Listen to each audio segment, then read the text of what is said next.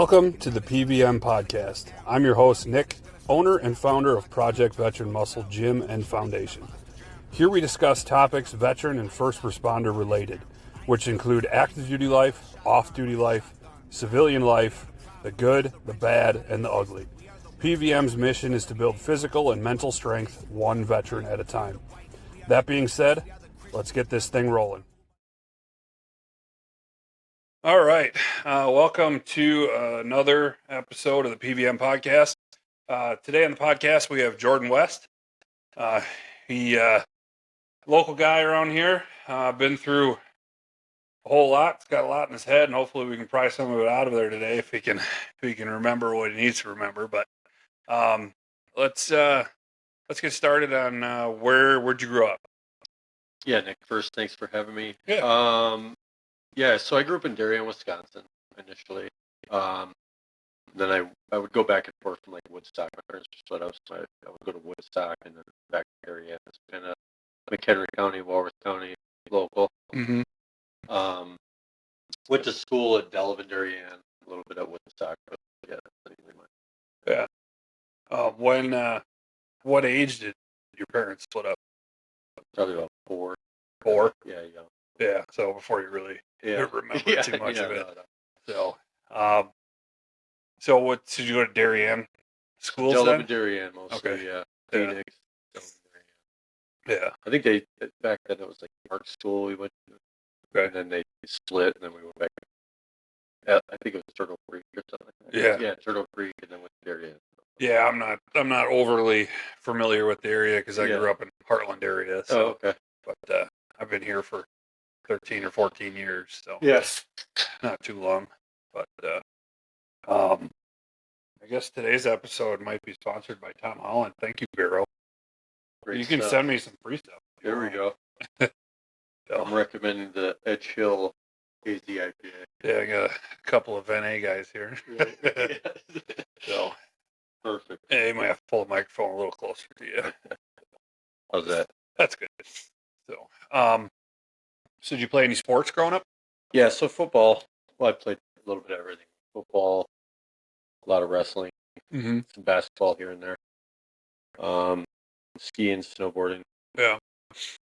typical stuff. What position in football did you play? It was tight end, linebacker kind of. Yeah. Yeah, we started. I think Red Devil. It was called Red Devil football. It was like a Pee Wee League here. Oh yeah. So I remember when that thing was just getting started. It was a fun time. Yeah. And then, played football. A lot of wrestling. I think I was best at wrestling, I suppose. Mm-hmm. And I like football. I think more towards my middle years in high school, I was kind of done with sports in general. Yeah. Boy, did you get more into cars and stuff than Cars and house parties. Yeah, sounds about right. Yeah. I think that's where the girls came in. Mm-hmm. It's usually how it goes. So it's either you get so addicted to cars and other crap you don't have time for girls, or You try not. Well, you got to build the cars to get the girls. Yeah, that's true. Yeah. That's fun. Yeah. So how long did you wrestle for? Oh, I mean, wrestling just growing up, being a kid, like, Mm-hmm. they had traveling teams, so I wrestled for Elkhorn for a while. Kind of did good there, like traveling team. All the way through high school. Like I said, I went to an alternative high school here, Mm-hmm. my junior and senior year. I figured I was just my father owned a manufacturing company. Mm-hmm. So I just figured I was getting into tool and die and manufacturing. So I was just like, finish school and just start. So really, I went to high school, and then went to journeyman school. Okay. What shop did he own? It was called Concord Tools in McHenry. Okay. And then he had a couple like places in Hebron and some in Arizona. Yeah. But a lot of stamping, manufacturing, more telecommunication type stuff. Yeah. So him and my father ran that up until recently. They sold, but really how it popped off for me was I was at Gateway, and there was some teachers, and we were like, I think it was my junior year, maybe the end of my junior year or something like that. I was actually in history class, and the towers got hit. Okay. So I was actually in history class. Like his wife, John Carter's wife, called and was like, "Hey, this is going on." So back then you rolled the TVs in. So it's like, you know what I mean? We rolled the TVs in and we're like, this is going on. So we're just sitting in history class watching history. Yeah. And I just remembered, like, man, this is it crazy how we all remember exactly where we were? Yeah. I think it's weird. I was in health class. I think it's amazing. Yeah. So, I can forget a lot of other stuff, but pivotal points in my life I'm pretty keen on. I was second row back in my desk, third row in, and the TV was hanging on the wall in the upper right corner. Oh, nice. Like, I don't know how I remember that. Like, I can't remember what I had for breakfast half the time, but I remember that. Like everything got real slow. It was like, when things are going down, everything just kind of, it's like, but I just knew this was going to be like, this is insanity. Yeah. Has this ever happened? Like this has never happened.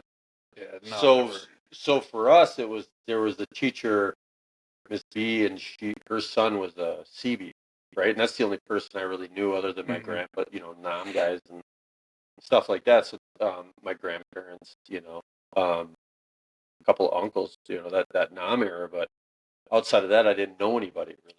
Yeah. Who was active, like, it was kind of passive at the time with the veteran stuff and active duty. So I knew her son was in, and then me and my buddy were like, we're going to do something about this, right? Yeah. And I'm like, I don't know what we got to do. We got to talk to somebody. So so they had, like the ASVAB thing. So we did the ASVAB and we're like, we're going. Like, that's what I'm doing. So initially it was like, okay, that's what I'm going to do. And I got in the delayed entry program and I knew right away once I'm done with school, I'm going. Yeah. What year did you graduate? 03. 03. Okay. Yeah. You were just a year ahead of me then. Yeah. So, yeah. Yeah. So it was, I wanted SEALs or I wanted something like that, and unfortunately that's not the card that was dealt for me. I ended up getting an underage drinking ticket and they pulled my packet and I was kind of defeated at the time and I'm like, what do I do? I'm just going back to school and die, I guess, I can't be in a fight. And then, I had a 69 Lamont that I wrecked, So I was like, my ribs were beat up, I'm laying at the time I had an apartment. I think I was 17 when I got my first apartment and I was like, working full time at this point and just figured I was going to be in the factory and, I'm like, that's it, And then the Army recruiter called me. He's like, you ever thought about joining the Army? And I'm like, matter of fact, you come get me out of here right now. So he picked me up. Yeah, he basically did. So he drove down, I signed the contract, and 2 weeks later I was at MAP. Yeah. So how long was the period between you got done with school and then got in the Army? I'd say it was maybe almost a year. Almost a year. Oh, that was pretty quick then. Yeah. So. Yeah, I was waiting. Like I was planning on shipping out right, but graduate and then go.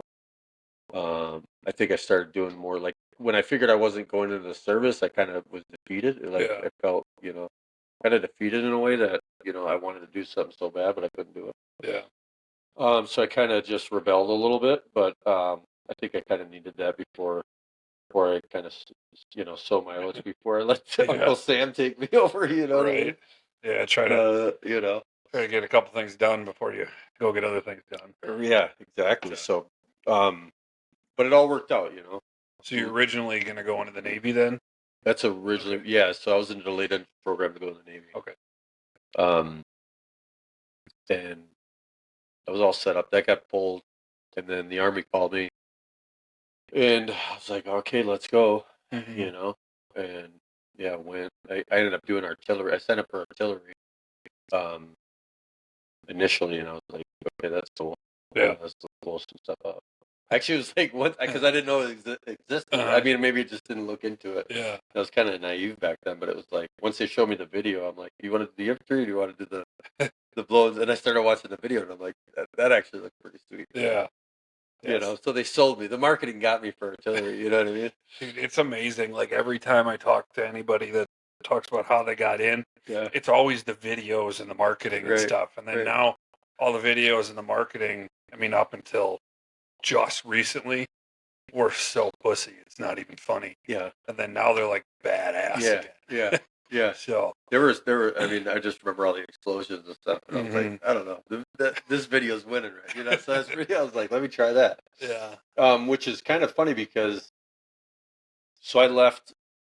I mean, I left really quick. From the time I signed that packet to the time I was gone was, I mean, probably a couple, 3 weeks maybe. Yeah. You know, so everything happened real fast. They sent me to, back then they had OSET, so one unit. I don't know if they still do, but in Oklahoma. Uh, so I went there, uh, handled business there. I did actually pretty good, man. You know, I got bumped up in all the basic training stuff and was in charge of the platoon or whatever, and kind of did some art stuff for the Bay, and kind of took a leadership role. Pretty much learned, the program is kind of one of the, it is the best, man. Yeah. It's so good. Uh-huh. So I was, that was easy for me. I definitely Forrest Gumped my way through the whole deal.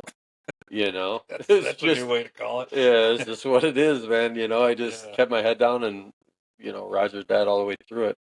I think it made me pretty successful, for what was to come because I didn't have a clue, Yeah.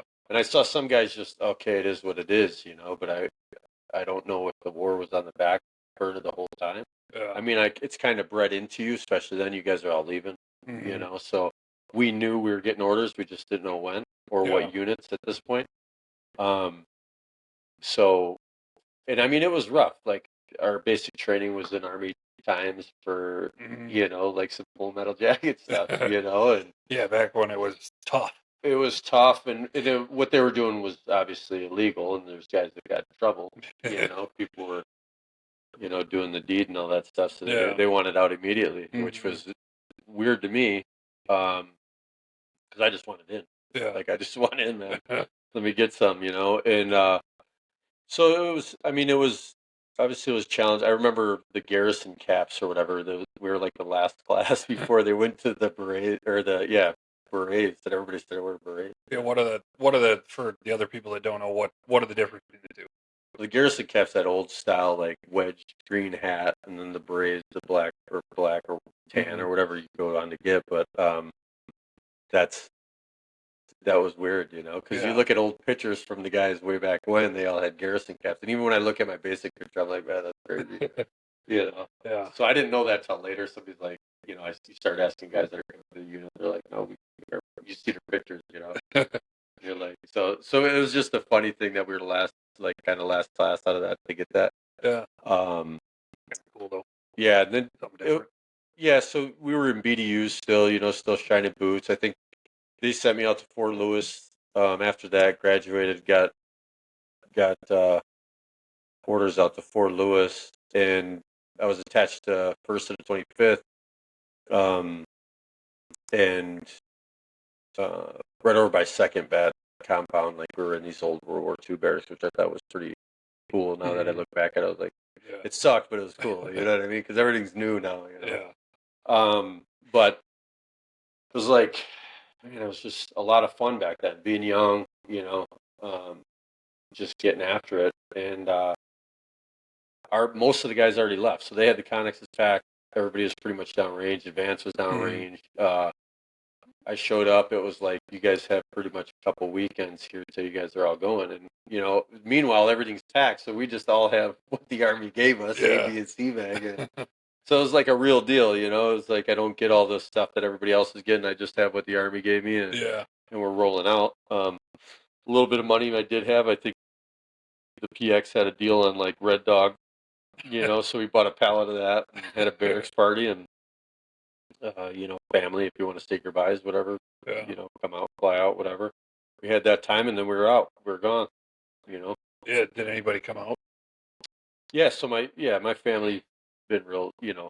I had a hard time going in. I think my dad, because of the hard work he did building his business, he kind of disowned me in a way when I told him I was going to the military. He's like, I didn't do all this so you could go die.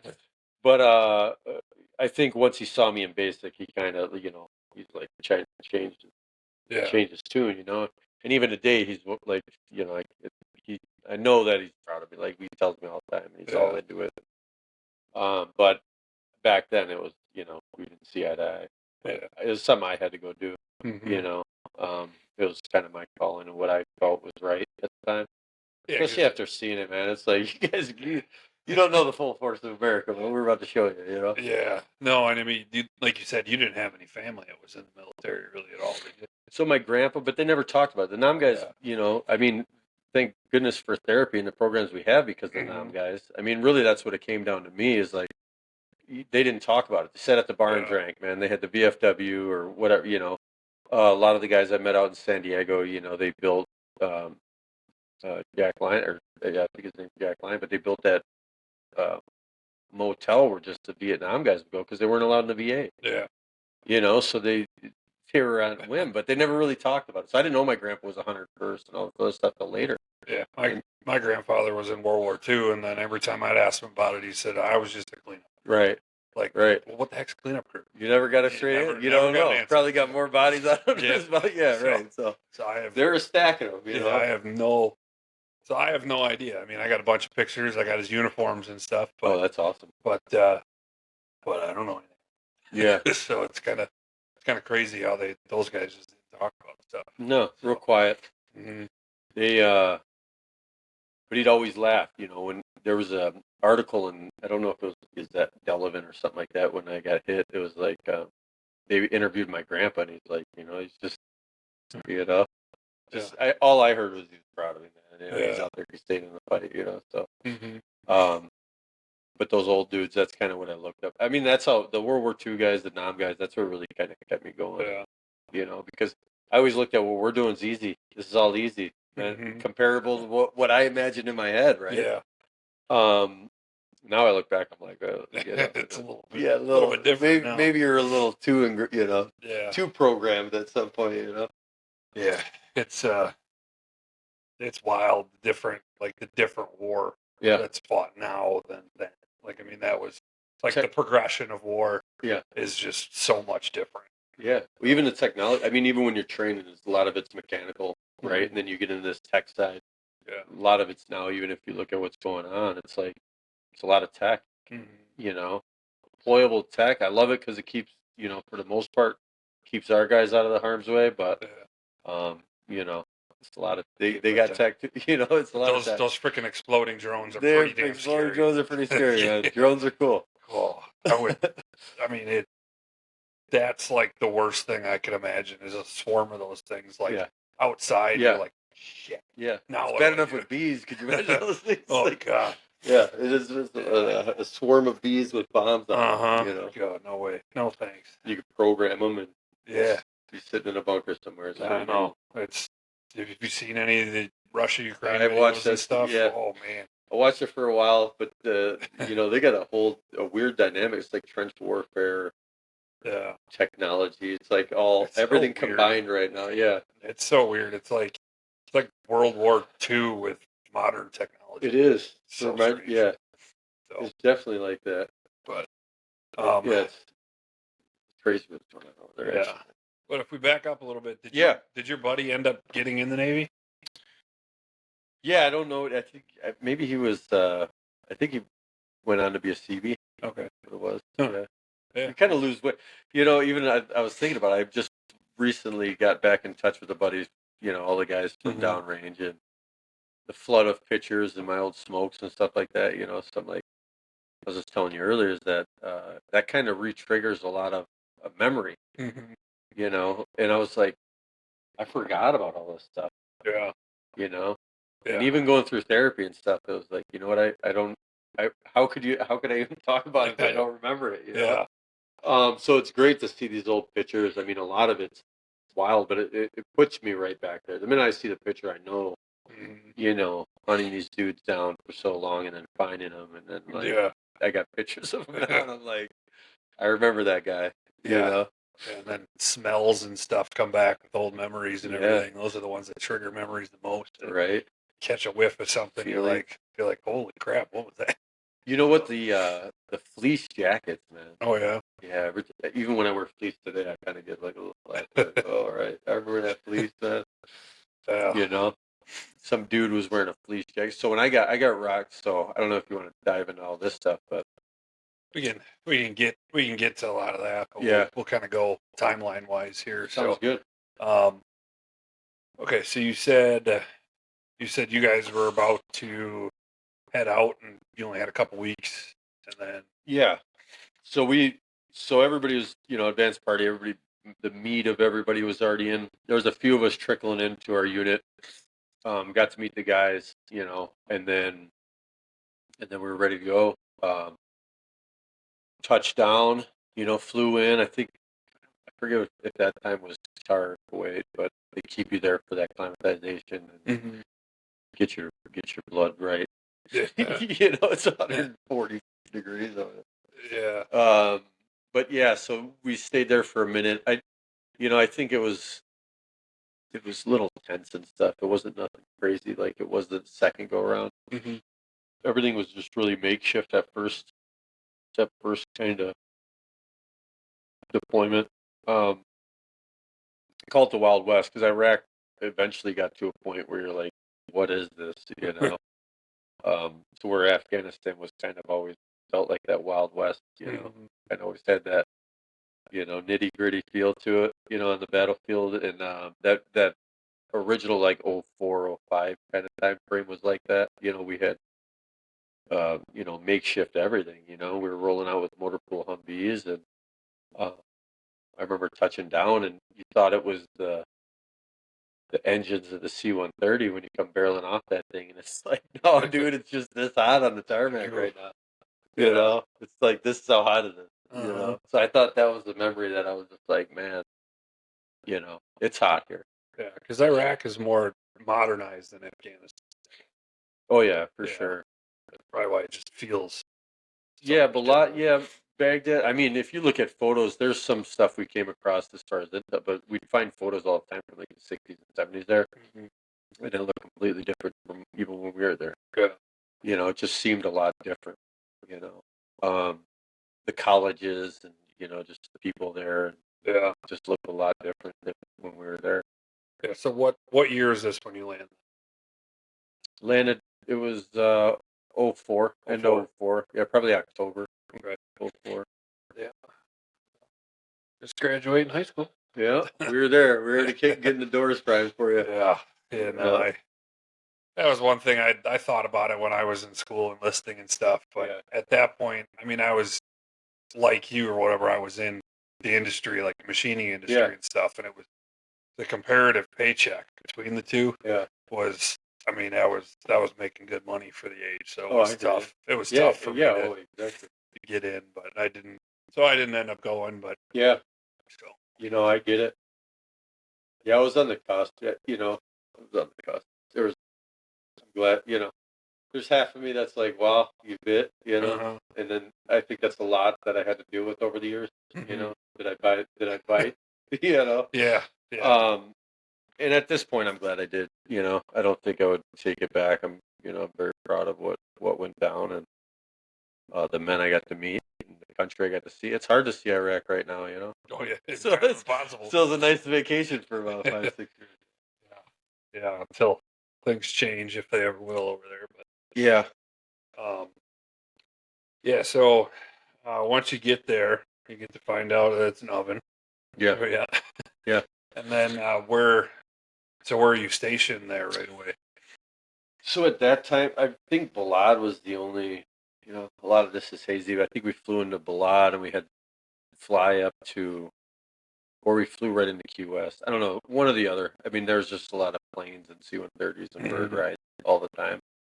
But I think we wound up at a place called Key West, and I think that was right on Tampa, kind of going up towards Missoula, kind of headed that way. I think that's about the time we started, chirping up that way. Mm-hmm. RAO was a lot of going back and forth between Missoula and Baghdad, so we got a lot of traffic that route. And we had the major town that we would deal with just because it had so much bad AIF, and it, I would say probably 75 to 80% AIF in the village that was called Al Shura, but they're just bad. It was just a melting pot at this point. And IEDs were getting bigger. Like, we were taking IEDs every day. Every time we were out, it was at IEDs. You're just in regular non-armored Humvees at this point, right? So we slowly started getting, we were in like, I guess it was like a mix of DCUs, so we would get that like Gulf War type stuff. Some guys would have really long lapels, and we'd be like, what the 70s stuff. But it was, that 80s look. But yeah, um, the Humvees were kind of non-existent. We had the 998 still. We would do sandbags and like Kevlar pads and stuff, anything to kind of keep it together. Yeah. And then we were getting armor down range, and CRT would be, hooking our stuff up for us. And I remember transforming our weapons into M4s. Just kind of had this whole transformation of updating our stuff.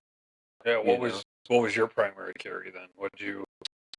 M4, I had shotgun. I think back then we were carrying like machetes and stuff, because people would come up to the vehicles and you're like, I'm not gonna have it. You didn't know, like, who knows what we're getting into. It's kind of new for everybody at this point. Everybody's just getting real good data and coming back, and S2ing it up and trying to figure out what's happening. What are we finding? So we ended up doing some moving in this town, El Shura. We fired the police department. They had like a Iraqi police kind of thing going on there. We knew they were all bad dudes, so we ended up firing all of them and letting them know that we run the city now. Yeah. And we would have a platoon back in wherever, eating chow, getting sleep, and then the other one would be living in the city. Yeah. So we went out, did some intel on that town, and remember when we fired the police, we kind of had Overwatch, and I was up there with the 240, and then we had another guy on the sniper rifle, and had a couple, higher ups, a couple Delta dudes. We're just watching how the city reacted. We just stayed out, kind of just seeing what was going on. Pretty much robbed the police station blind. Kids are running with coat racks, and like, it was pretty wild. So I was just, and I'm maybe a couple weeks in, 3 months, a month in at this point. Throw you right in the fire. Yeah, always. Yeah. Yeah. There's no rest for the wicked at this point. The IEDs kept getting bigger. Every time we roll out, we were hitting IEDs, and going in and out of this town. I just thought it was interesting how this was even a thing. It's not something I didn't grow up with this. We shoot deer and stuff here, so this was different. This was wild. This was something I wasn't used to, but it was very intriguing for me. And I wanted to figure it out. Yeah. And then took a lot of contact, a lot of house to house, finding IED components in people's things, snatching people up, a lot of snatch and grabs at this time. And eventually, I think it was before the first election. We were holding the first election, maybe January or something like that. 05, like it was just getting into 05. And then they put a triple stack IED. Well, it was like 3, so I think it was a couple armor piercers and then a big like 155 ED round. And then right in the middle of town, and actually at a playground. So we turned the corner and we were creeping.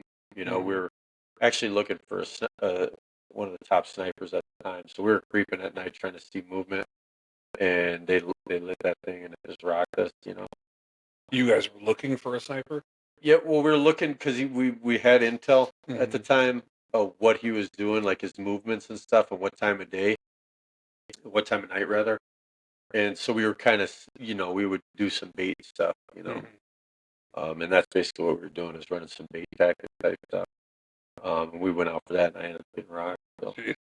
What do you remember a lot of that situation? Like what led up to it and what was going on? Man, I just remember rolling real slow. We were just kind of looking around, scanning, because you on foot or in no, we rolled out of our compound in like 2 or 3 vehicles. I think this one we were rolling out with 2. And when we just turned the corner, I mean, we weren't going to find it, it was buried, but and it was nighttime, so it's almost impossible. But yeah, the speed, right? Because speed's always our asset when it comes to these things buried or whatever. we're running tactics, we're running, rhinos and go faster, go slower, or they got trip wires, they got pressure plate, right? So there's always these different things that they're trying to run on us, and we're trying to do the same thing. They got something we're trying to, but they just kept getting bigger and bigger and bigger. Yeah. So obviously we had to upgrade our armor at some point, but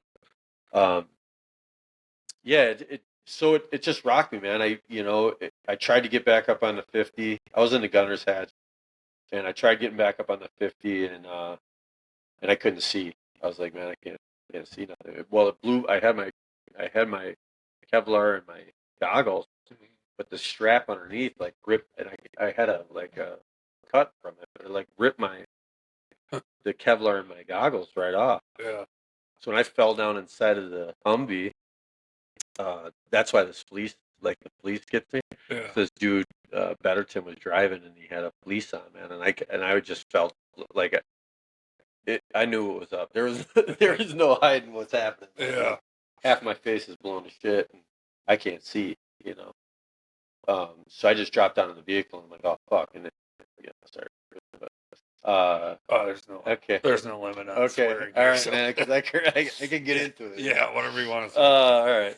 So so I was like, dang, dude, like, I'm wrecked right now. Like, this is like, no matter what I want to do, I'm stuck like Chuck. So it was like, I could feel the blood draining at this point, and some SF dudes were in front of us, and they ended up, because we were on 4 flats, we were disabled at the point. They ended up snatching us up and then getting us out of there, dragging us back to the compound. But I guess the whole reason, to answer your first thing, is there was the mayor of that town. His family was kidnapped, and we went in to figure out, get them back. Is what was going on. That was the whole opposite of what was going on that night or that week, kind of like that couple of days around this whole time. Plus, elections were coming up. Yeah, man. So I was rocked. I was like, just get me out of here. I just need to get back, right? So we got back to the compound. I went inside, and our medic was there, man. And the whole thing, and I got married on R&R, so I was like just freshly married at this time, right? Like young buck private married, Yeah. So my main thing was I just wanted to make sure I'm not like just figures. Yeah. So I like grabbed my eye and I like lifted my whole spread my face apart just so that medic could get to my eye. I'm like, dude, just tell me my eye's still in my head, Yeah. So it was. He's like, yeah, your eye's in there. I was like, sweet, Good. Yeah. And they're trying to put me on a stretcher, and I don't want to sound all like, whatever. But I was like, dude, I don't need a fucking stretcher. My legs are still here. Let's get to the birds, But now the sandstorm's kicking off. They couldn't get the first set of birds out, so we're all frantic, like, dude, Yeah. Thank God to these dudes that they're like, we're going to get them. So they ended up flying out through this crap. And I was waiting in a little Toyota truck. We had another one of those little white trucks or whatever we could, dip out in. But I was waiting in that truck, boy, and that trauma was setting in. That shock was hitting me heavy, dude. I was shaking like a leaf on a tree. I was like, all right, all the blood's leaving my body, and I'm not feeling good right now. This ain't good, man. Yeah. And then when I heard those birds, I was like, I got a shot. I'm gonna make it out of here, dude. Yeah. So I got on the bird. They started doing their questions. Maybe I didn't know who was president. I didn't know none of this stuff. I was done. But it was a feeling of safety. Like, thank God. Yeah. At least they're asking They me questions. got me. And you're taking off, and you're like, okay, I'm going somewhere. Where I'm getting some medical attention. Yeah. But when I touched down in Diamondback, and the medics are cutting my stuff off and get me ready to go. Yeah. And they hit me with some morphine. I looked at him. I said, I need one more of those. And the doc looked at my chart and he's like, give him one more. And they started rolling me back. Some Bob Marley was playing. Yeah. And that was it, man. Time to relax. Yeah. So were you the only casualty there, or was there? Yeah. So the other guys in the Humvee survived. You just took it to the face because you were up and down. Yeah. Wow, lucky you. Yeah. It was luck. Luck of the draw, man. Yeah. So turns out I'm 6'5" and a gunner's hat. So kind of the best stupid strategy to have. Kind of over the. Yeah, we should probably come up with some new strategy here. Yeah. Just midgets on milk crates. I think that's probably the best option. Yeah. What's funny, yeah, I'll tell you later about the armor kits that were on these Humvees. But yeah, so I come out and a ranger buddy of mine's next to me. He got his thumb shot off in a shootout. So I woke up and I seen him. And I thought I was still dreaming because we were good buddies before we left Lewis, and used to go out, have a couple of drinks and whatnot. And he woke up, we're in the same place, and he goes to give me a thumbs up, but his thumb was shot off, so he doesn't have a thumb, and I just started dying laughing. I was like, "You're hilarious, man." And then, of course, all my stuff's, I'm, throwing up in this thing, and the nurse is over by me, and I'm squirting blood on her, and I'm just like, "I'm so sorry," like, she's like, "It's fine," But, yeah, so I just knew I pulled through. You know what? They already announced me that I was dead, which was really? great. Yeah. Huh. So my mom was actually going to Walter Reed to receive my body with my wife, and Jeez, somehow I pulled. Yeah, I don't know, man. that's crazy, man. It is. Yeah. So you were pretty mangled. Oh, I was pretty wrecked. Yeah. You can't tell now. I know. They did a good they job. did a good Downrange job. too, huh? Yeah. Not bad. Yeah, they put you all back Yeah. together. So whoever did that, thanks, man. Appreciate it. Right? They didn't even use any pig parts on you. Yeah. No, not yet. Not that I can tell. Yeah. Yeah. Who knows? Yeah. Could have been experimental. We don't know. Yeah. So after you recovered, what's next for you then? Yeah. So we didn't have, the doc's like, listen, we still want to send you back to Walter Reed, and I was like, absolutely not. I'm good to go. He's like, well, listen, we're going to send you back. You can go back to your unit, but I want you back here in 10 days. If you don't have signs of infection, we'll consider letting you stay in country. And I was like, okay, bet. So we went back to my unit, and our medic, Doc Parsons, I was like, hey, just jump in the chew with me. We'll just stay in here and clean my wounds for 10 days, give me the pass. They bring chow. I watched all the Sopranos and whatever else, and just laid low. Got those 10 days. I think they made me do like office duty for like another week or two. I can't really remember, but making coffee and copies or whatever, like doing stuff. I'm still downrange, right? So it was pretty nice. And then when I'm like, I'm ready to go, it came to a point where I bring my kit and I'm like, I'm ready to go back out. Let's go. Yeah. So they finally agreed to it, but they made me a driver, so it was, drive. They're like, maybe it's not. Probably a safer position given your height. Yeah. So they made me a driver. I got to go back out. Yeah. Which I didn't like driver because I couldn't dismount. So at some point I was like, let me move on. Yeah. Move over to shotgun or something. Something. Yeah. let me. Yeah. But then not all the time. I mean, we'd park the vehicle, gunner stay with it, and I could go do my stuff. But, yeah. So what actually was the main damage to your head? It's like where. So it was all the right side. So I had shrapnel that went right through my ear into my skull, like underneath my brain, and then I had one in my eyebrow that went through, one in my middle of my eyebrow that went through, and a bunch through my jaw, and then busted my jaw in a couple places, and they did all that. So a lot of traumatic brain injury recovery, man. That's nuts. Yeah, so, it's cool, man. Yeah, I'm pretty sure God kept you here. I have no doubt. Yeah, I have no doubt. Yeah, that's wild. Yeah, that's hard to survive. Yeah, the traumatic, the brain injuries and stuff. Yeah, I don't know. I was very forward motion, like I looked at it like this was the Super Bowl, all this training, all this time. Yeah. The Kool-Aid was really good, and I drank it all. So I figured as long as I wasn't dead, I actually came to a point after this that was like, okay, I'm comfortable with dying for this, and that's just kind of how I lived my life for a long period. Was like, I'm gonna die down here, and I'm okay with it. Yeah. Right. So there's good and bad with that. The bad is that it kind of it's not good for family life. No. And just succeeding to that thought was like I'm gonna live up life to the fullest no matter what. A lot of it back then was toxic. I was still young. I was also having traumatic brain injury. I didn't know, right? Yeah. So there's a lot of the stuff I didn't know. I just stayed doing what I thought was best, for the team, for the unit, and that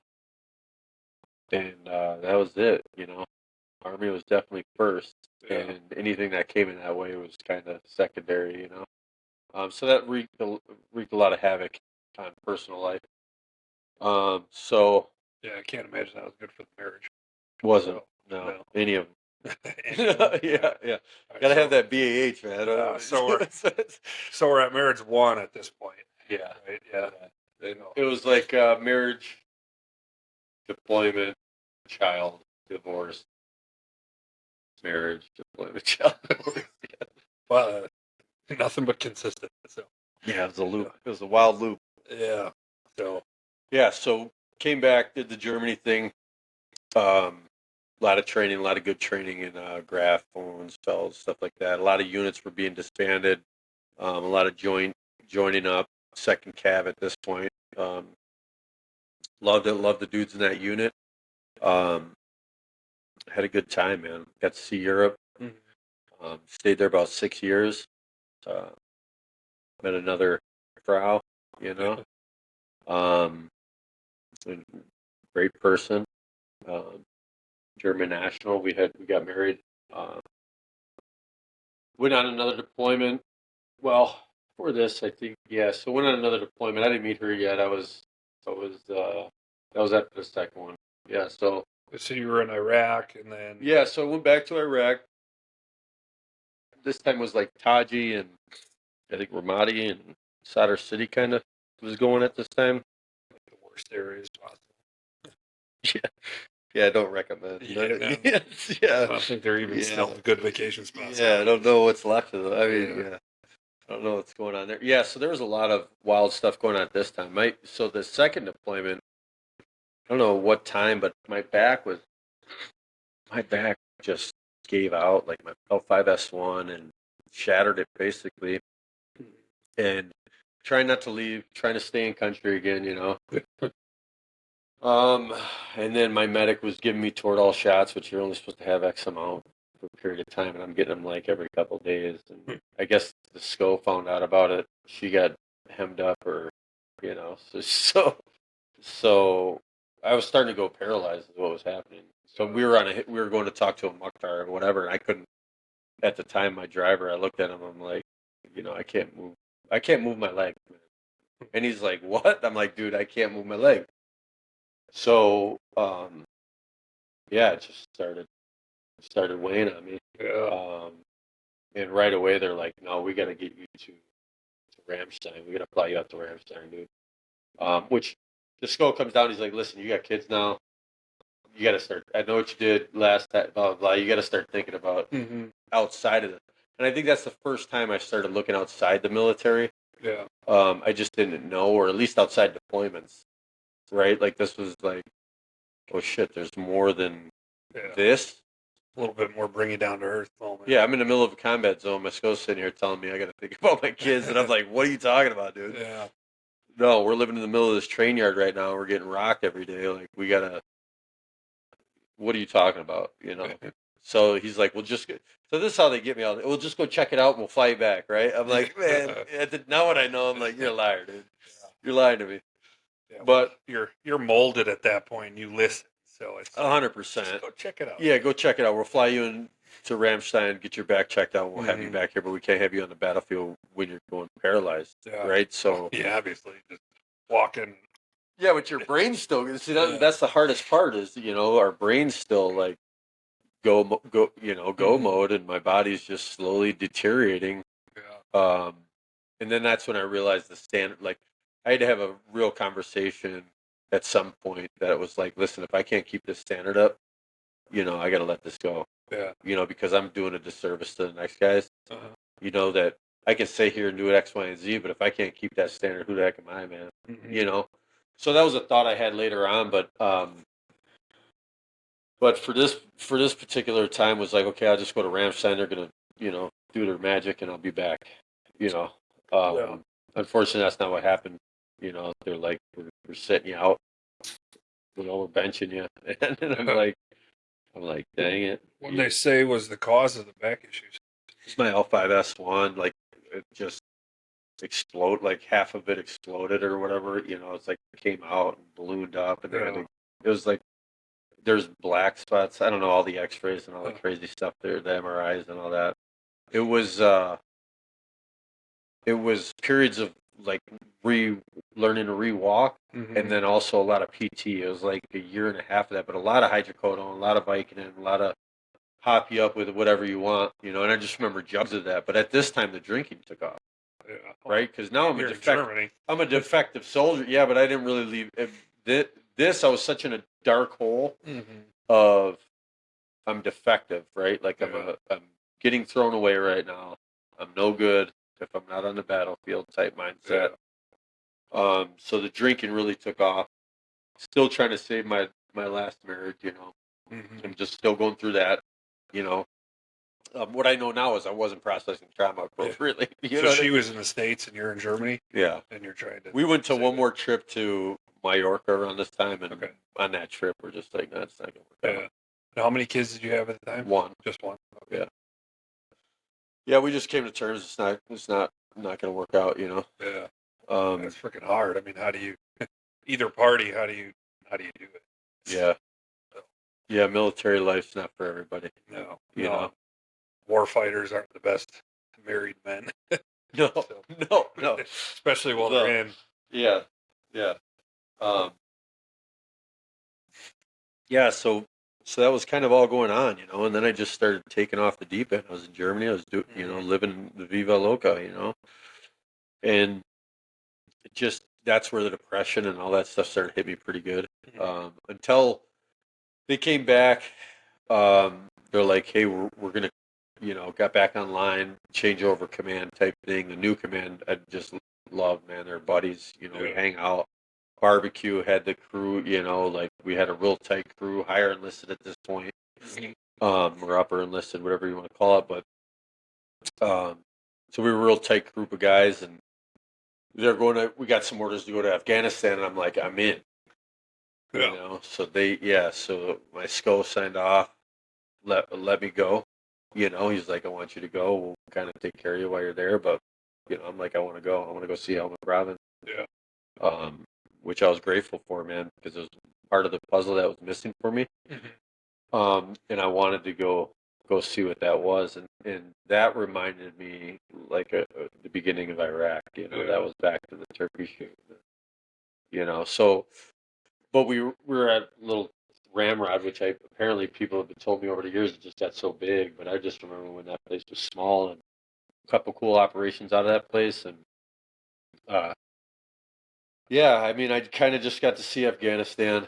And are you functional going out on missions and stuff at this point? we didn't go out on too many missions at this point. It was more artillery, I think, at this point. So what happened is they stopped. You couldn't get assets. So we had a platoon out and a platoon that was in, and we'd switch like that. We had other smaller cops that we would roll out to, and then kind of bound in. I think it was, I forget what Operation Steel Sword or something like that. It was Marines, us, kind of pinning down that Helmut Province mountain range south there. But it became a thing where we weren't getting looms. People were getting fired that were generals, and like, that whole chain of command that was like about this war was slowly going away. And that's when, by this time I was married to my German wife, and she's like, you don't have to keep doing this. I want you out, So it was time for my re-up, which they were going to put me back on track with my 7 and all this stuff. And I was just like, I'm out, So I jumped on a bird and left, and got ETS like 3 days. Was out in Germany, had a house in Germany, and I was there. But it, yeah, it was wild, man. It was kind of like just a farewell to the war, Yeah. That little deployment to Iraq or Afghanistan. But yeah, it was different, The meetings we're having was just making sure we're not going to mess with their opium and stuff like that. But I really got to see like how the presidency was changing the face of war, and if we can't even call for a looms, and we need a looms in these mountains, like this is stuck out there. This ain't good. Well, yeah. Well, then you just start to see what's really happening and why why these dudes are getting hit, and so just started becoming a thing that I didn't want to be a part of. Yeah. It's like this is not what we've been doing. It's a change of course, and I'm good. Wish you guys luck, man. Yeah, that's right around the time like rules of engagement and stuff changed and stuff too.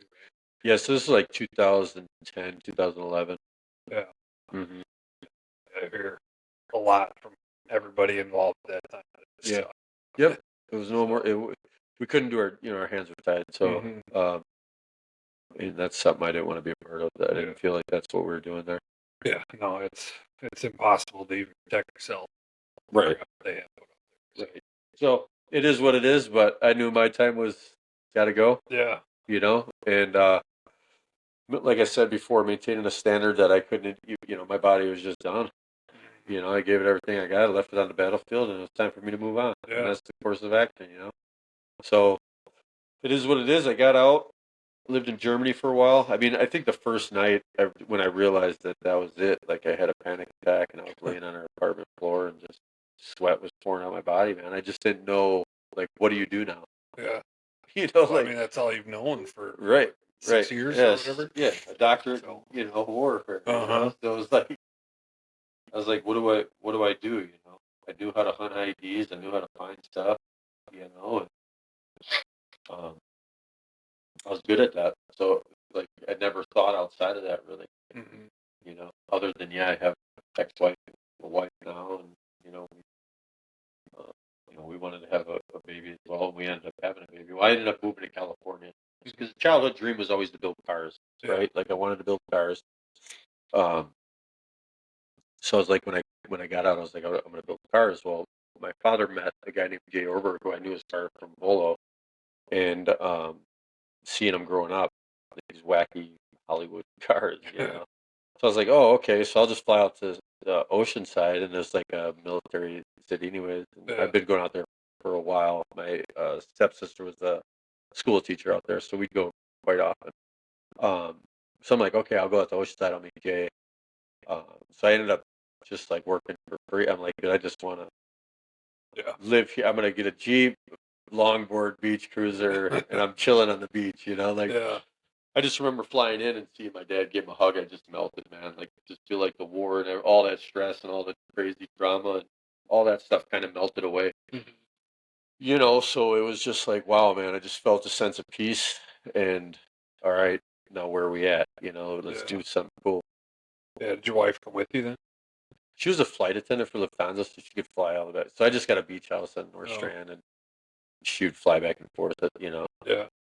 Pretty much, and I was just building cars, chilling.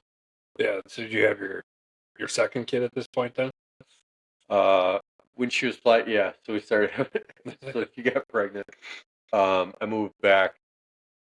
We moved back to the Midwest. We lived in Hebron. Okay. One of my father's factories was in Hebron, so I just took that over and did the assembly kind of stuff. And we tried that for a while. And try to, just do it right. You start becoming a dad or whatever. She wanted to go back to Germany, and I kind of got stuck. I'm like, I can't. I don't want to go. Like, this is the country I fought for. I really don't feel like going to Germany. We're home now. Yeah, I know, right? Why would you want to go live in a country? So it's tough. Yeah, her family's really, really good family. And I think they're financially sound, so it's a better lifestyle for her at this point.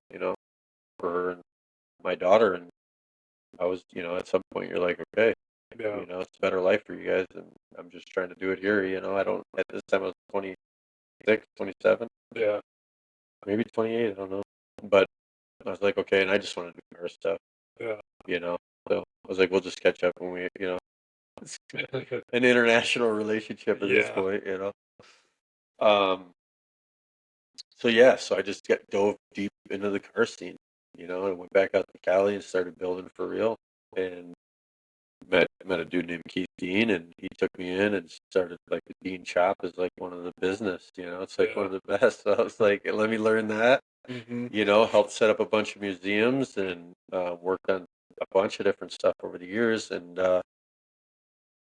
it was just cool, man. I got to live my dream of that, and Keith and my buddy Jess,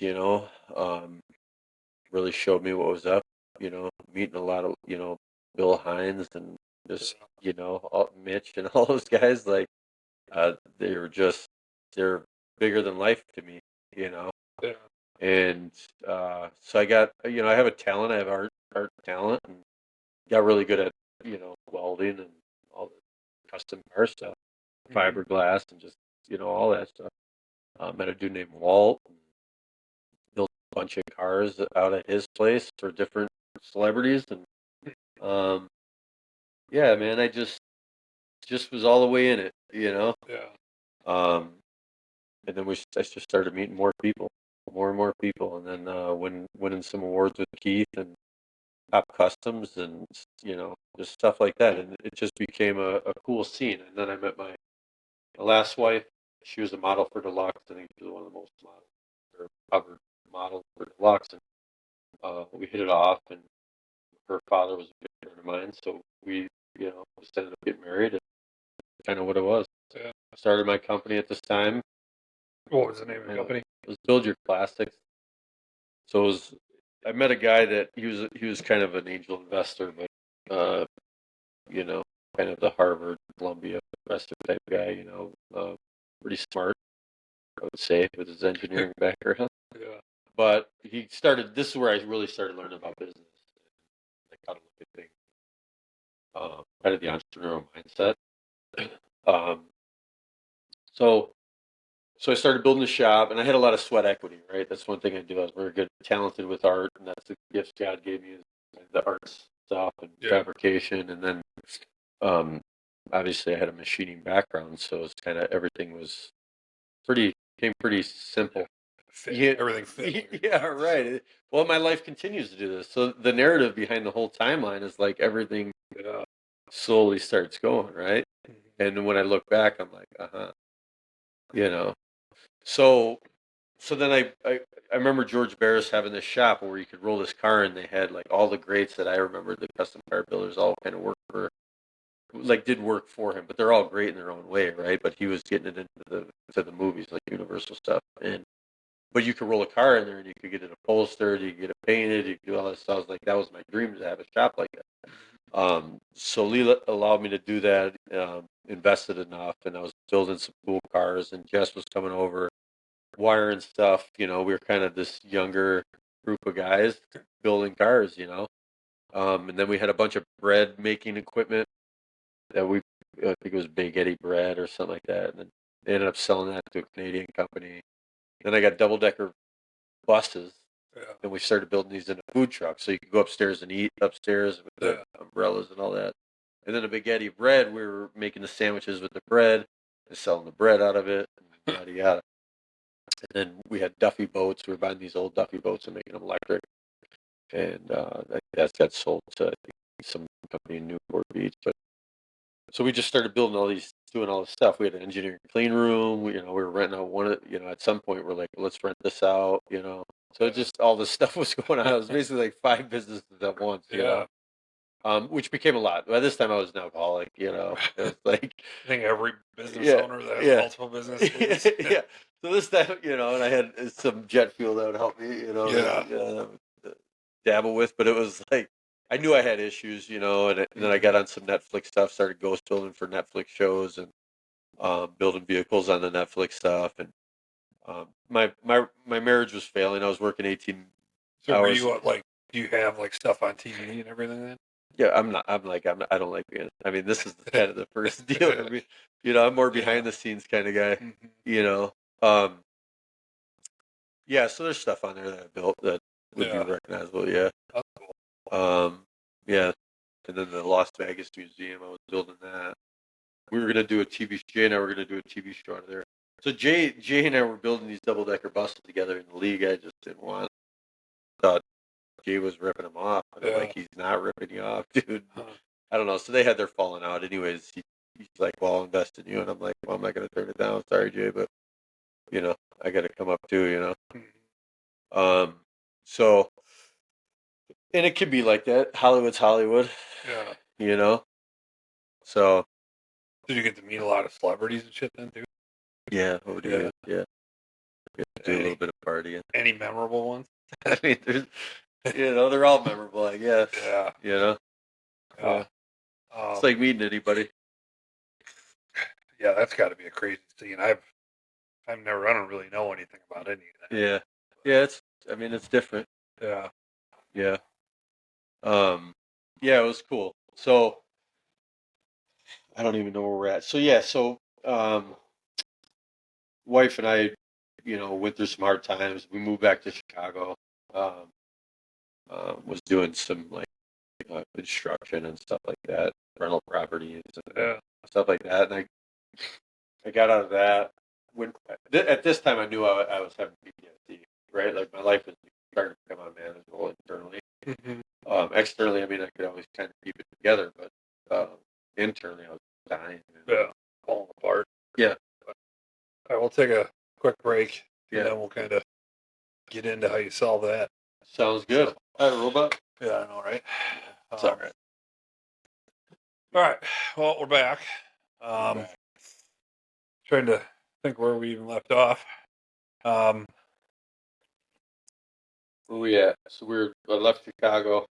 Like I said, I think I was going through my last divorce. Stuff went on. We were going through some hard times. Mm-hmm.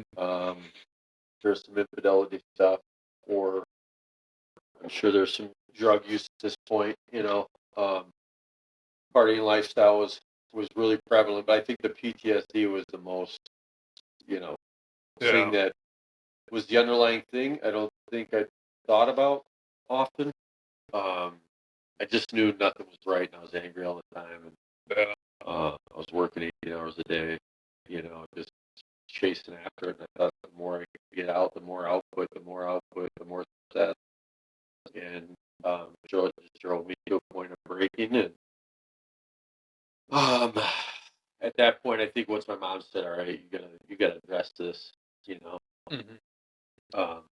Living on the south side of Chicago, my truck got shot up going to get tacos one day. And just kind of set me off the rails, man. And yeah, I can see how that could do it. Yeah, so I I just wanted to pick it up. I wanted to delete that area, off the map. Mm-hmm. That's kind of where my mind was at. So, anyways, long story short, we talked to a guy at the VA. They're trying to get me to go to Hines, and I said, well, where's the best place to handle it? Like, I want to do it best, for this PTSD stuff. Which I didn't think about the VA. I didn't think about none of that. I just wanted nothing really to do with anything at this point. Maybe I didn't even think that there was anything available. Yeah. So, anyways, we talked to somebody. They're like, hey, there's this program out in Loma Linda, California. We can get you in there. It's going to take, a week or two. So shortly after, I was like, okay, we'll drive out west. We'll take that kind of family vacation, and then I'll go into this program. Deal with the demons, so to speak. And so I started doing that. Through that, I started my healing journey, I guess, or started to see what was happening, what was going on with my mind. And so this is a VA program? It's a VA program. Yeah, I think it's called the STAR program or something like that. They kind of do like a dual, so if you have a drinking problem, but also they have like PTSD and, kind of nuanced stuff, more new. Like I think there's meditation type stuff, but also I'm sure somebody that's clinical watching it very clinical would know what this type of stuff is, but it's more, just dealing with the stuff, going into it, replaying like, all these instances from downrange, working through just emotions, how to have emotions. I don't think I had much back then. Yeah. I was pretty military. The military kind of helps you delete those. Desensitizes you pretty good. Yeah. So it was learning kind of how, I was out 3 days, right? I didn't have just going away. Like all my guys were still down range. It was like I came back, started my TA-50, and I was out. Yeah. So rightfully so, right? I didn't have a debrief or nothing like that. So it was about time I started dealing with some of this stuff, and obviously the self-medicating wasn't happening. So kind of an opposite effect for me, right? And like I said, although the external seemed pretty good, the internal was, screaming, So through that, started going to AA and all this stuff, and started feeling better. Started getting a job, go to school, go to college. Was doing some aerospace engineering stuff. Got into some like set aside stuff that at Loma Linda, so assistant director type stuff for the VA. It was like a work understudy, Did that. Was living at a house, and then I met some people in AA, some other vets. We kind of got along great. Kind of rode around, just sitting meetings, and started feeling good. My marriage, at this time, I'm like, it's just not going to work. They put me in VA housing, and it's like, this ain't going to work. I can't get over whatever was going on. So I think the best we just split ways. Yeah. And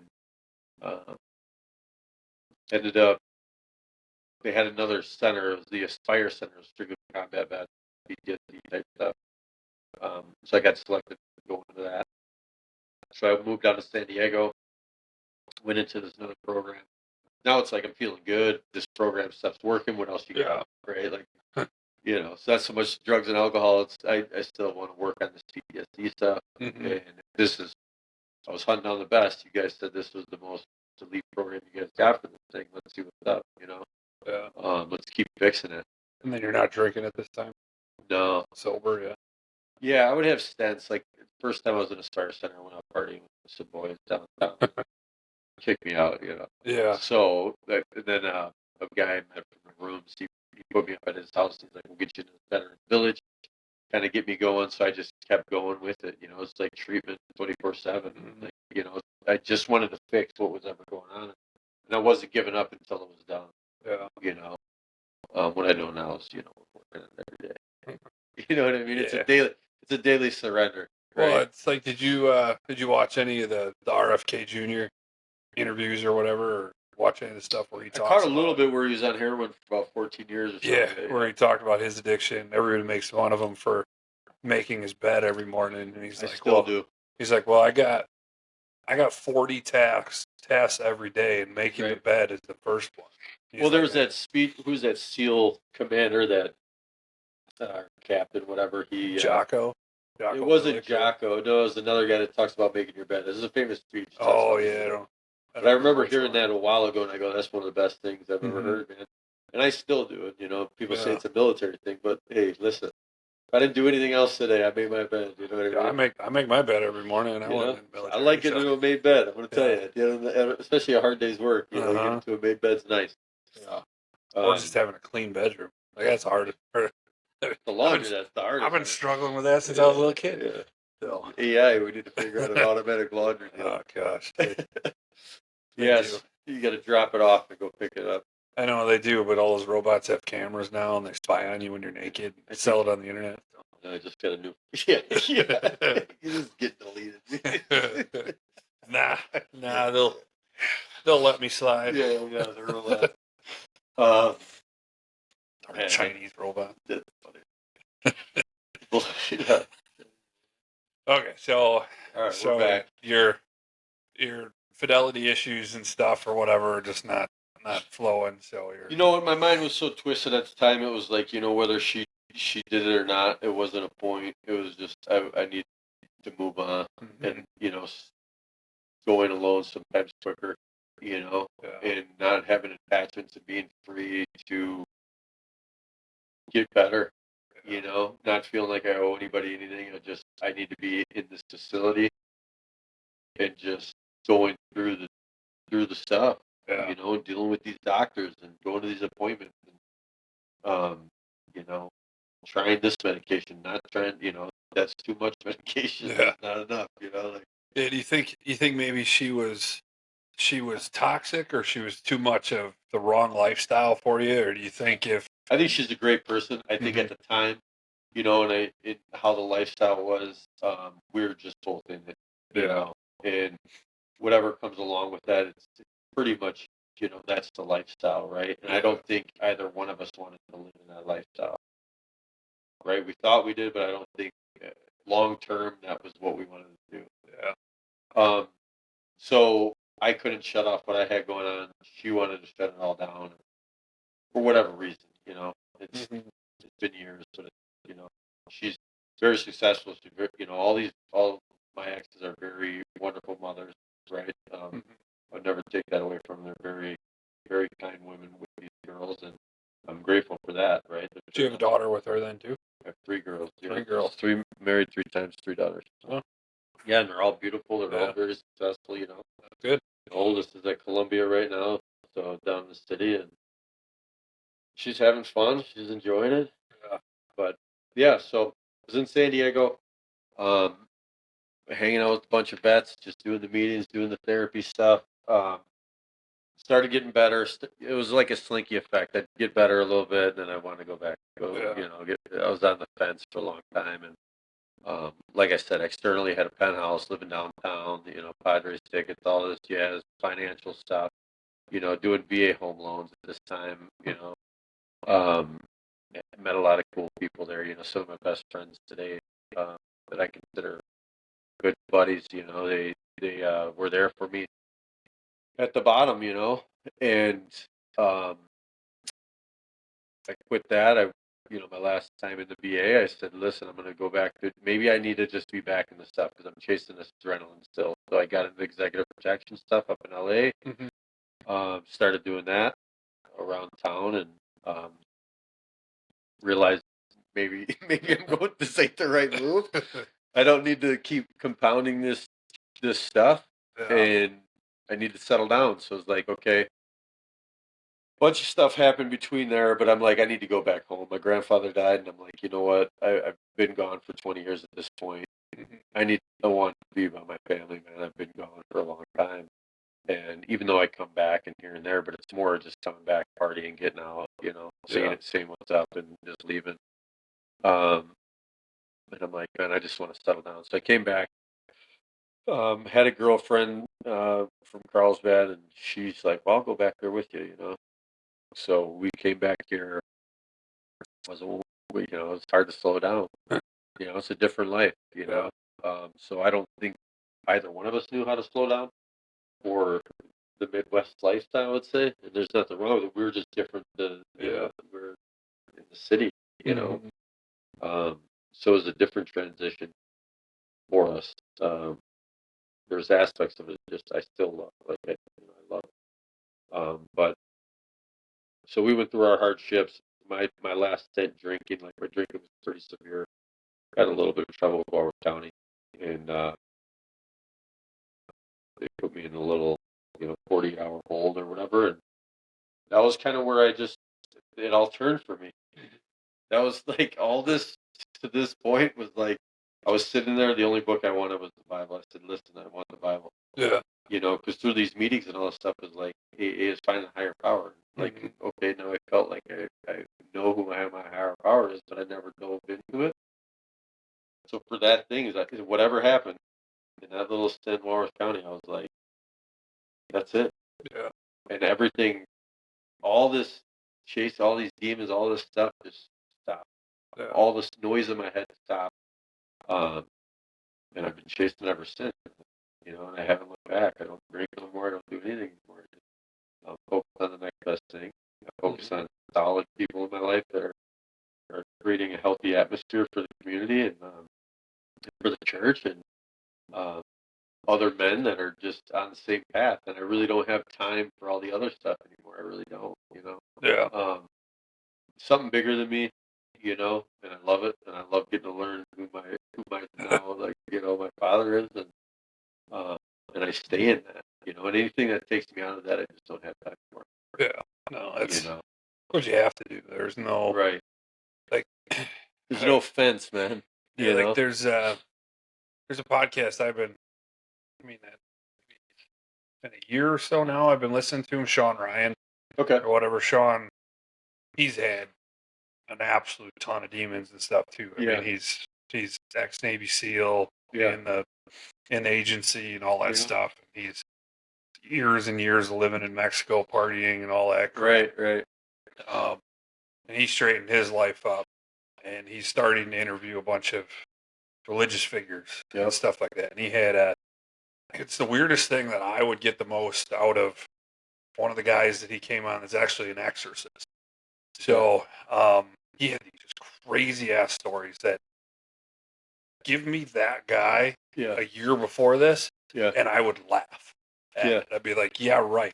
Yeah. All of a sudden, this guy's talking about it, and everything that's coming out of his mouth is punching me in the face. It's like the alcohol, this, the porn, this and that. It's all the devil and his demons grabbing you and trying to keep you on his side.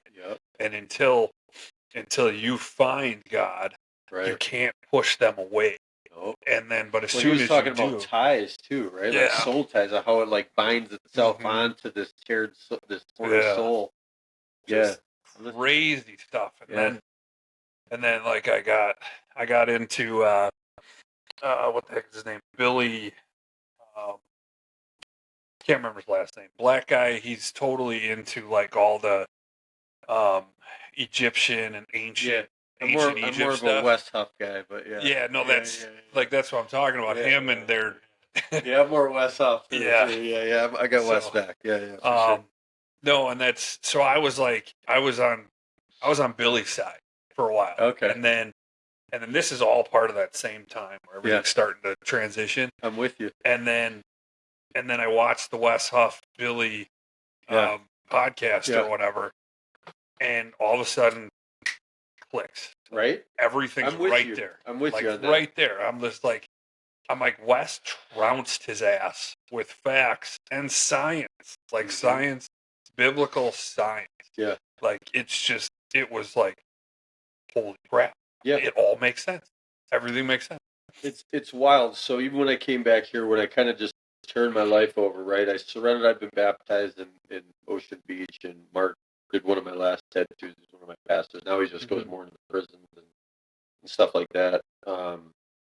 But it was more the nitty gritty kind of church, homeless people coming off the street, just like really nitty gritty, something I don't really get here.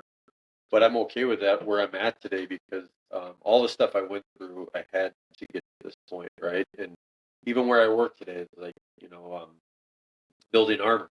So to circle back around, that Humvee kit, the armor kit that was on this Humvee when I got blown up, that was UPI's first armor kit, right? So that was like, so we have it in the office. I'm working for this stuff. Now we're doing ammo boxes and other stuff, I'm working for these other agencies.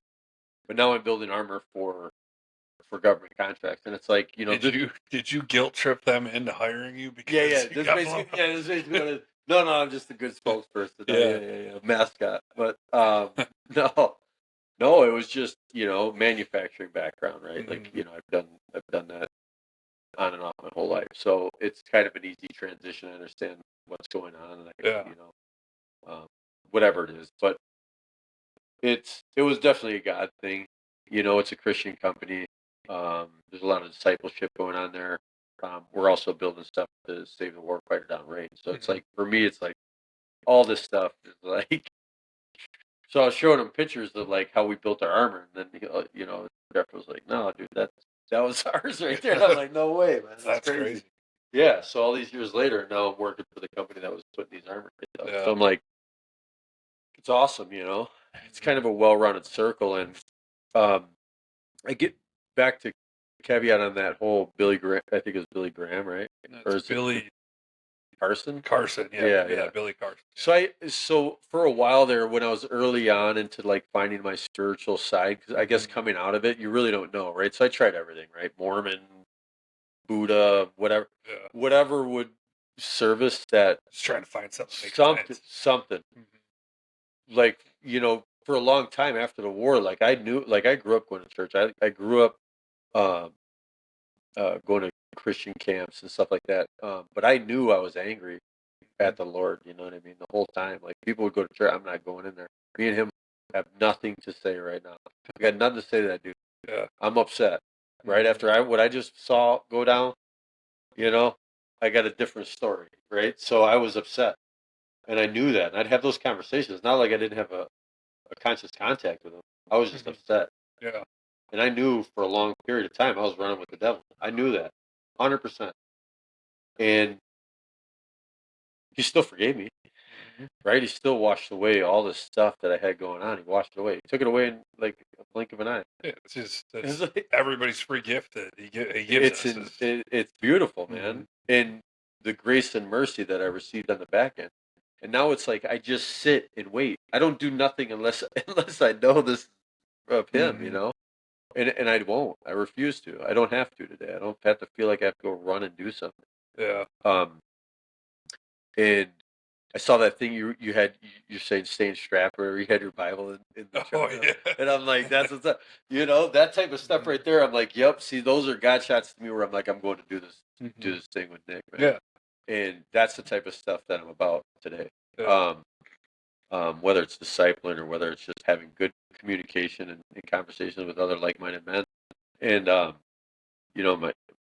dating someone now at the church, and we're taking it very serious. I've never had a relationship, especially with my track record. It's like, dude, I'm not going into this. I'm in love. Yeah, okay, but we're doing it right. Like I'm doing it what the Bible says, and we're doing it right. Yeah. We'll have counseling with we both have stuff in our past. I said we're going to do all that stuff. We'll meet with people at the church. We'll meet with people that are doing it right, and then we'll do that. Because I had so many relationships that God wasn't at the center of, right? And I wasn't rolling with him at the time. Yeah. Now it's like, I'm not messing up what he's doing in my life, or going to mess up somebody else's life. So I take that very seriously, and I just how I perceive things nowadays, and what I'm looking at, what I'm looking for. How do I want to spend the second half? Because I do feel like I was blessed and I have an opportunity to do something great, with whatever time I have left. Yeah. And whatever that looks like, whatever he has planned, and it is a serious thing, but I'm grateful, I'm grateful for what I have today and where I'm at and the family and all the priceless things, Yeah. the priceless artifacts that I call family and friends, man. And we're living in a beautiful place here, Yeah. It's I think times are changing. The whole outlook on the world itself is moving in the right direction. So Yeah. we're almost like a light switch, like it happened over. It was going weird. dark there for a little bit. It was bad. It was getting a little dark. Like it was. I don't know, I've been trying to like figure out because I was confirmed Episcopalian. I was baptized Episcopalian. But I never really got into it. Like you said, like we got beef. Right. There's something that ain't right here, and we're just not going to line up until some other day. Like I've never really said that there is no God, there is no Jesus, there is. But it's like not the time. Like this is not the time. Right. And when I was building the gym, I actually found this cross in the slop sink at the gym. And when I was building the thing, and I'm like, well, I don't know, why is this here or whatever. I'd put it in my pocket. Yeah. And they were building that gym in Elkhorn was the most difficult thing I remember when you're ever done in my life. Like it was terrible. Yeah. Like we were to the point where I had put $190,000 into this building, doing all the build out, all the permits, and there was obstacle after obstacle after obstacle.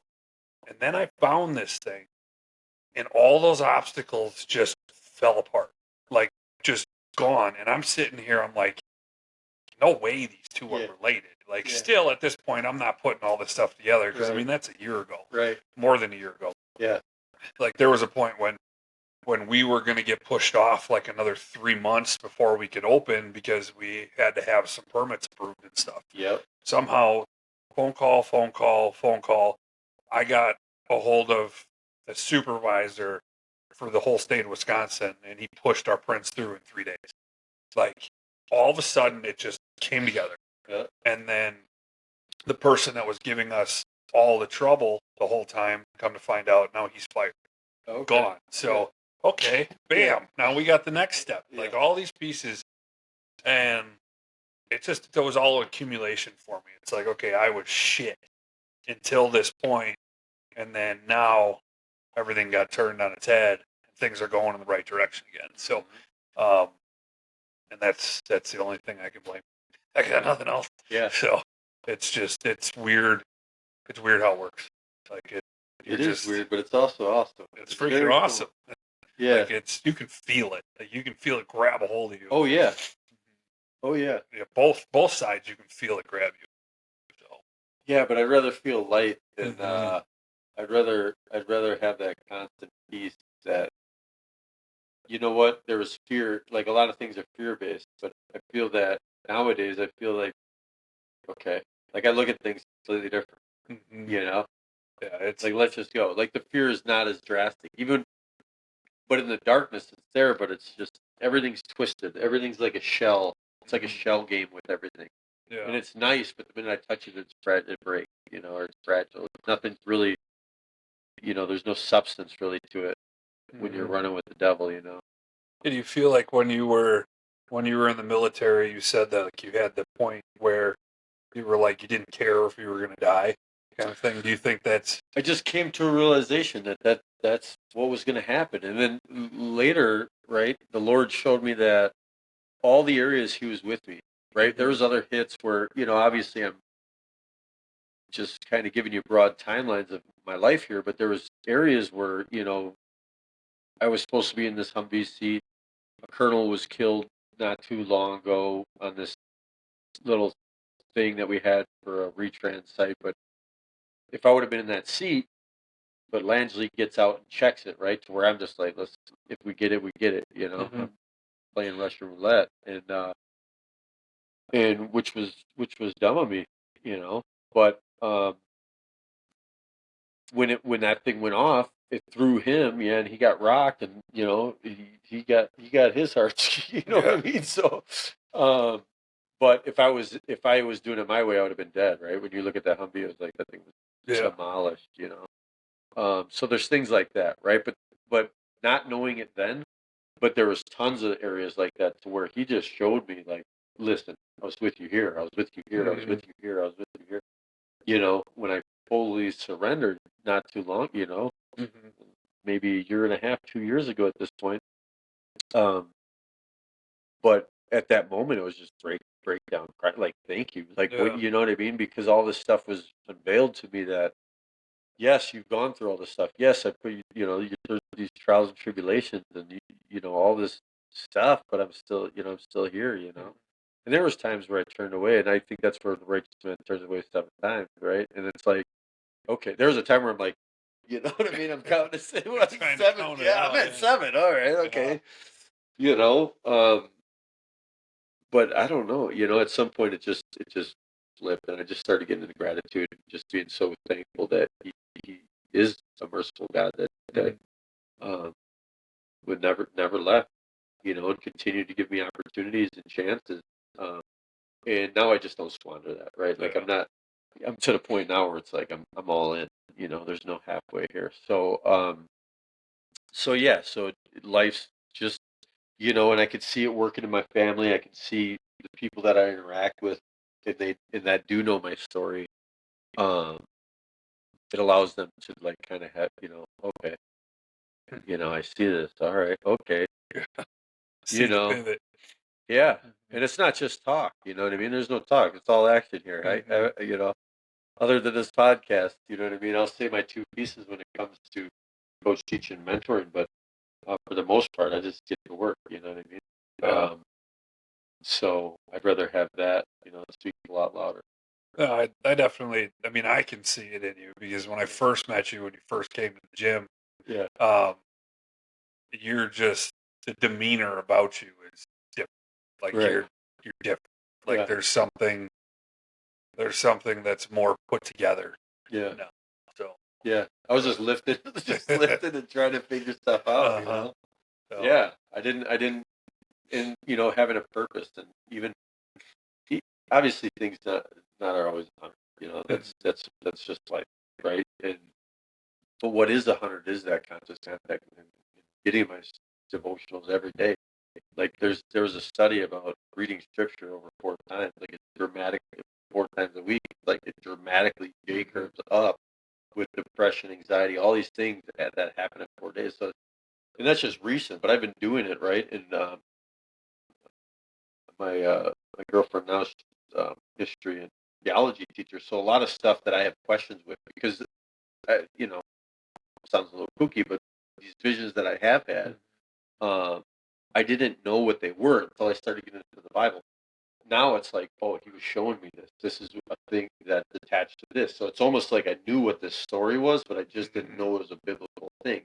So now I'm going back to the Bible and like diving in. It's just becoming this addictive thing. I want to know who he is. I want to know the stories. I want to know all of it, and I'll spend the rest of my life doing that, yeah.